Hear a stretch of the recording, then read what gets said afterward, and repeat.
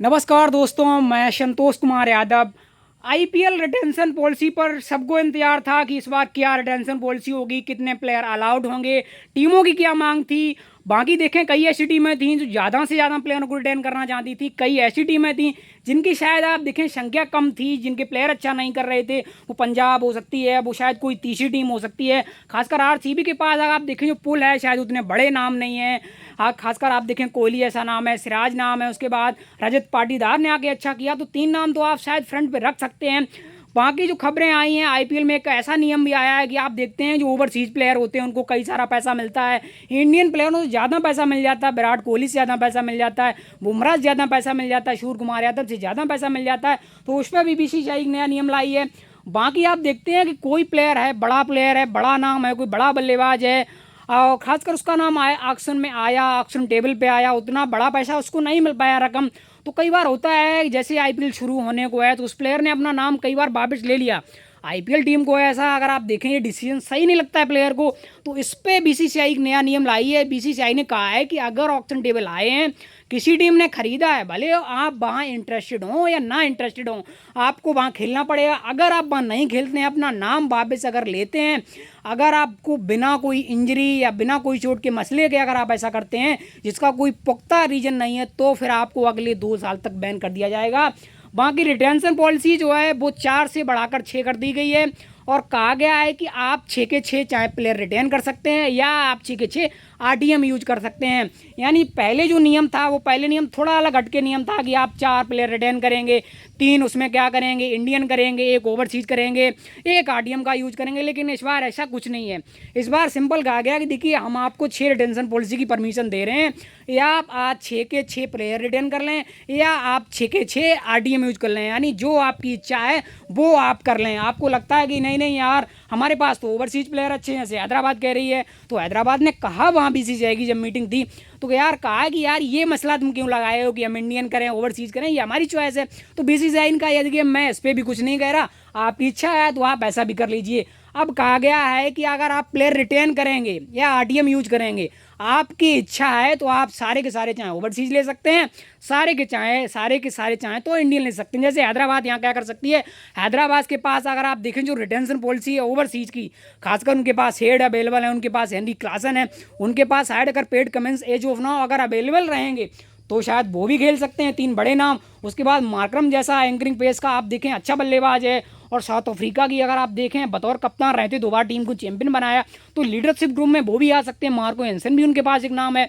तो वो कम से कम आप देखें 3 ओवरसीज जो प्लेयर उनको रिटेन करना चाहेंगे। उसके बाद फिर वो शायद आप देखें नीतीश रेड्डी की तरफ देखेंगे, उसके बाद फिर अभिषेक शर्मा की तरफ देखेंगे। और एक नियम ये भी कहा गया है, देखिए जो रिटेंशन पॉलिसी कहा गई है, अगर 6 के 6 रिटेन करेंगे या 6 के 6 आप आरडीएम यूज करेंगे, तो कम से कम आप 5 कैपेड प्लेयर होने चाहिए। यानी 5 जो ऐसे प्लेयर होने चाहिए जो अपने देश के लिए खेल चुके हों, 1 अनकैपेड प्लेयर होना चाहिए। इस रूल से आई थिंक मेरा मानना कि शायद सबसे ज़्यादा खुश होगी वो सीएसके, क्योंकि सीएसके को लगता है कि अभी भी हमारे पास ऐसा लीडरशिप ग्रुप नहीं है, हमारे पास ऐसा कोई बड़ा प्लेयर नहीं। हमारे पास आप देखें जो खबरें चल रही थी कि अगर एमएस धोनी नहीं खेलेंगे तो बतौर कीपर एक अच्छा बैट्समैन होना चाहिए सीएसके के पास, वो इंडियन कोर का होना चाहिए। तो ऋषभ पंत के जो लेकर खबरें आई कि ऋषभ शायद दिल्ली छोड़कर शायद लीडरशिप ग्रुप को सीएसके में देख सकते हैं। इस पर शायद अगर आप देखें अभी 2-3 दिन पहले जो ऋषभ पंत ने टिप्पणी करी कि यार ये गलत सलत जो अफवाहें हैं ये मेरे से ताल्लुक़ नहीं रखती हैं। तो फिलहाल एज ऑफ नाउ ये भी एक बड़ी खबर है। आप देखें जो बड़ी बड़ी खबरें आई वो एक हम पॉइंट वाई बजा देते हैं। रिटेंशन पॉलिसी में कहा गया है कि आप 6 रिटेन करेंगे, जिसमें 5 आप देखें कैपिड हो गए, 1 अनकैपिड होगा। और अनकैपिड में कहा गया है कि जो प्लेयर 5 साल पहले अपने देश के लिए खेल चुका हो, यानी जैसे मान ली एमएस धोनी है, वो 5 साल पहले इंडिया के लिए खेल चुके हैं और उन्होंने संन्यास भी ले लिया।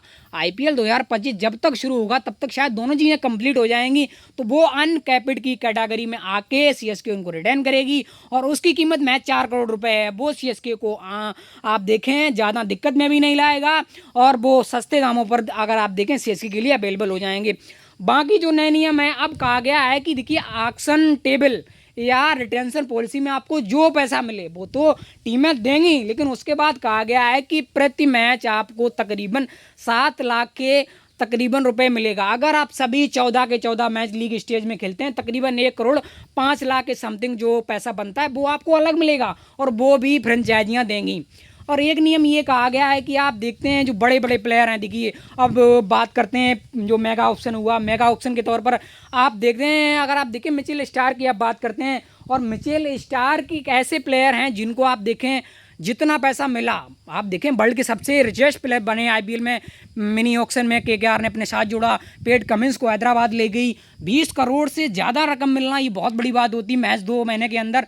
तो बीसीसीआई ने कहा है कि देखिए जो भी टॉप प्लेयर है, यानी बीसीसीआई ने एग्जाम्पल तौर पर समझा दिया कि अगर विराट कोहली को आरसीबी रिटर्न करती है और प्लेयर ए मानती है तो उनको 18 करोड़ देगी, और 18 करोड़ जब देगी, और सपोज दैट ईशान किशन मुंबई के प्लेयर हैं, मुंबई उन्हें रिटर्न नहीं करती है, मान लीजिए रिटर्न नहीं करती है, आरटीएम का भी यूज नहीं करती है, अगर वो ऑक्शन आते हैं और ऑक्शन में अगर उनको 16 करोड़ की बिड होती है, 16 करोड़ की अगर बिड होती है, तो इससे समझा जाए कि एक इंडियन प्लेयर जो सबसे हाईएस्ट बिड का होगा, यानी मान लीजिए इस बार जो मेगा ऑप्शन होगा उसमें जो इंडियन प्लेयर होगा वो सबसे जो महंगा बिकेगा, उससे ज़्यादा किसी भी ओवरसीज प्लेयर को भविष्य में ऑक्शन होगा उसमें नहीं मिलेंगे। यानी ये कहा गया, यानी इंडियन प्लेयरों से ज़्यादा आप ओवरसीज को पैसा नहीं दे सकते। बाकी आई कई सारी खबरें और भी हैं, देखिए जो खबरें एज ऑफ नाउ जो हैं वो हम आपको बता देते हैं पॉइंट बाय पॉइंट। काफ़ी खबरें ऐसी हैं जो देखिए सभी टीमें लगभग सेटिस्फाई हैं इस तरह के डिसीजन से, जो एज ऑफ नाउ जो डिसीजन आए हैं। रिटर्न पॉलिसी हमने आपको बताई दी, अगर आप 6 10 करना चाहते हैं तो उसमें 2 अनकैप्ड भी रख सकते हैं, ऐसी भी खबरें हैं। रिटर्न की डेडलाइन है कि आप 31 अक्टूबर 2024 तक आप बीसीसीआई को शाम 5 बजे तक अपनी जो रिटेंशन है वो भेज सकते हैं। ऑक्शन पर्स को बढ़ाकर आप देखें 20% इसमें इंक्रीज किया गया, यानी जो अभी 100 करोड़ था उसको 120 करोड़ कर दिया गया। ये भी खबरें अनकैप्ड का हमने आपको बता ही दिया। उसके बाद जो फॉरगन प्लेयर की अवेलेबिलिटी वो भी हमने आपको बता दिया। इम्पैक्ट प्लेयर रूल पर आप देखें दिल्ली शायद अड़ी हुई थी कि दिल्ली चाह रही थी यार हटाओ इसको, इसमें हमें जोखिम है, ये है वो, हमें कोई एडवांटेज नहीं है।